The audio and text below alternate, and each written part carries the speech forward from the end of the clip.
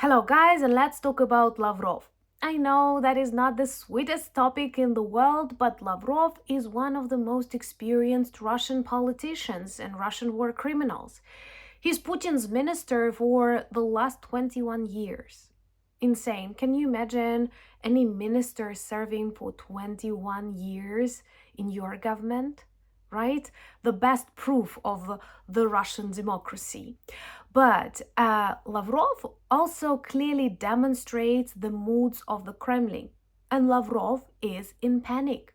He feels that Ukrainian sanctions on their oil refineries, pipelines like Druzhba are very effective. He denies a possibility for President Zelensky to meet with Putin because both of them, Lavrov and Putin, are afraid of this. And of course, the most interesting moment was when someone asked Lavrov about the Budapest Memorandum, according to which Russia promised to guarantee Ukrainian territorial integrity, and he denied the very text, which is another proof any agreement signed with Russia is not worth the paper on which it was signed. What makes me feel safer? Everyone in Ukraine understands this. So let's discuss Lavrov's behaviors, his literal hysterics, and what it tells us about the future of the war. My name is Anna, I'm in Ukraine, I'm from Ukraine, and if you want to see the defeat and demilitarization of Russia, subscribe, that's the only working peace plan. And subscribe to see Lavrov, Putin, Medvedev, all in The Hague. Share this video so that more good people appear on your screens, not just, again, Lavrov and Putin. Lavrov did everything for us to notice him. He appeared in that USSR sweater to the Alaska meeting, and that was a gesture in which Russia definitely demonstrated they don't want peace, they want to recreate the USSR. The fact is, they will fail. That's pretty obvious. And the moment Russia invaded Ukraine, they began the process of the dissolution of the Russian Federation, actually. But they still believe it's possible, and they demonstrate it in their sweaters, in their conversations. I still do not understand why so many leaders of the free world keep pretending they don't see it, they don't hear it. And that's not the best strategy when authoritarian regimes unite against us. So let's begin with perhaps the most triggering thing for Lavrov, and now we understand all the Kremlin sanctions that Ukrainian drones impose on the gas pipeline Druzhba, on oil refineries, minus 17% of their oil refining industry these days.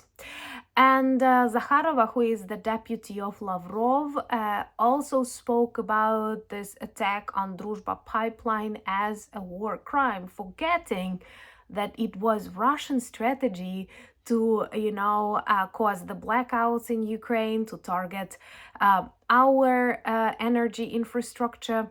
We simply learned from them, and we also realized that the only way to stop this war is to paralyze Russian war machine. And to paralyze Russian war machine, we need to destroy their oil industry. And that is exactly what we are working on, and pretty successfully, because they experienced the greatest ever gasoline crisis. And I hope this strategy will continue. And that is another reminder that in the 21st century, to win the war, you don't need to occupy Russia. We never had this plan. Our task is to paralyze their war machine. And we are close to that, because even with the support of China, with the support of Iran and North Korea, now Putin is seeking the support from the White House.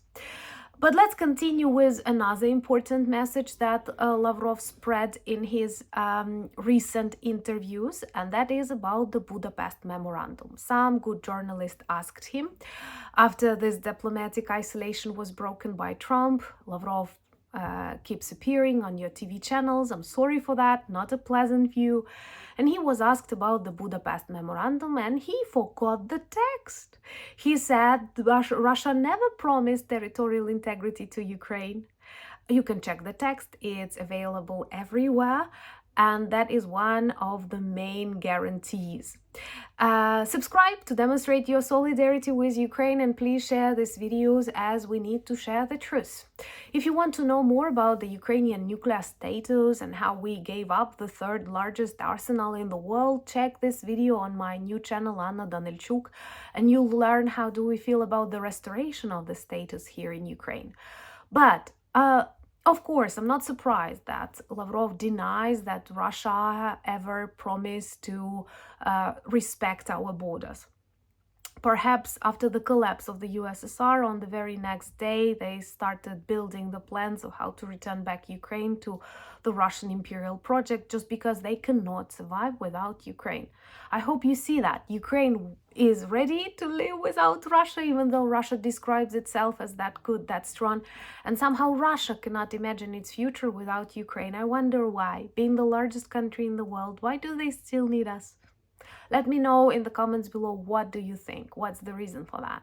I would like to hear your opinions, especially taking into account that all of you are coming from very different corners of the world and how you see it from your country.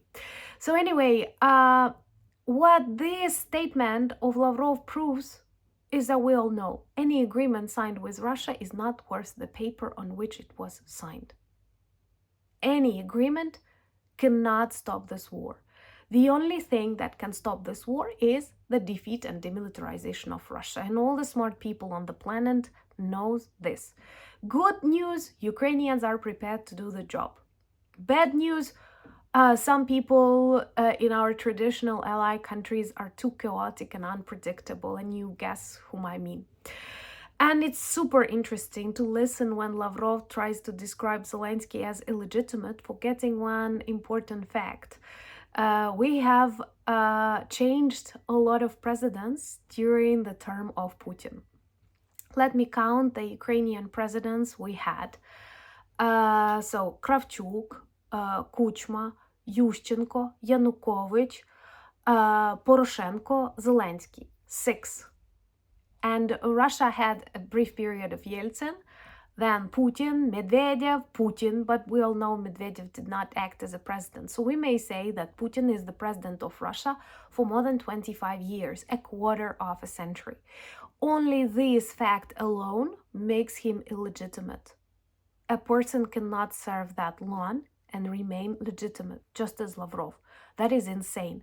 In Russian army, they have a lot of soldiers who were born, went to school, married, and died all during Putin's term. They did not have a chance to experience anything else. That is awful. And to tell you the truth, an additional aim to defeat Russia is to give that people a chance to experience something different. I do not believe they can nurture something normal, because they keep choosing and nurturing dictators, and it tells us something about that population too. But, my dear friends, just think about that. Whole generations of Russians born and killed all during Putin's rule. And Lavrov keeps saying that, Zelensky is illegitimate. No. Ukraine is a democratic country, and you clearly see if we don't like something, we go out on the protests. You witnessed that recently. If we were dissatisfied with any of Zelensky's actions, we would definitely react. And let me know in the comments, do you think the meeting between Putin and Zelensky is likely? I mean, in some months ahead. Because I personally believe this will never happen. I hope Zelensky will meet Putin in The Hague, where we will broadcast our videos from too, because that would be a moment of justice, and we need to fight not just for the borders of Ukraine of 1991, but also for the justice, because this justice is needed in Taiwan, in the Philippines, in Canada, in many countries around the world. Even those countries that do not think they are in danger may be in danger if we let Putin break the international world order. They are doing that, but if they get punishment, then we may have a chance to continue living in a free world. And Ukrainians are fighting for that, and for you too. Thank you for understanding that. Thank you for sharing these videos. Also, subscribe to my new channel, Anna Danilchuk, for more discussion style weekly updates. Follow me on X, Instagram, Blue Sky, Threads, Discord. All the links in the description of this video, same as the link to my merch shop, where you can find a lot of really good items that help you work as our ambassadors and remind people about the fight and the need to defeat Russia. Thank you so much for all the comments that you leave. I always read them and get my inspiration from them and virtually hug you. Thank you for buying me coffees, becoming my patrons and sponsors of the channel, but most importantly, thank you for standing with Ukraine. Slava Ukraini!